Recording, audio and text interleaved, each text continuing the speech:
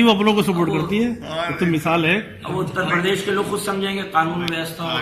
अगर मुसलमान बड़ी तादाद में चुन के आ जाए और फिर वो मुसलमानों के वफादार हो और पार्टी के वफादार ना हो, मैं कुछ तब हर चीज मिल जाएगी। मायावती आती है, वो ऐसी को सपोर्ट करती हैं। देखिए अभी अंदरूनी कैफियत ये है, इंटरनल करंट जो है वो ये है कि इस बार हम लोगों ने अंदर में ये फैसला किया है कि इस बार इकोनॉमिक जस्टिस की बात होगी। इस बार इकोनॉमिक जस्टिस की बात होगी और आप लोग समझदार लोग हैं। जस्टिस का पहला कदम उठ चुका है, अगर आप समझ सकते हैं तो। ठीक है, वो ये कि जो डिस्पैरिटी है हमारे नंबर्स में, हमारे रिप्रेजेंटेशन में, तमाम जगह नजर आ रही है। ठीक है, अगर कहीं पे कोई जस्टिस नजर आ रहा है तो देखा जाए उसको। रिप्रेजेंटेशन की जस्टिस नंबर 1, स्टेप 1 होता है। सेकंड ये है कि जो बात होगी, अभी जो जाहिर है कि हम यहाँ के बाशिंदे हैं तो हमारा हक बनता है, हुकूक पे बात होगी।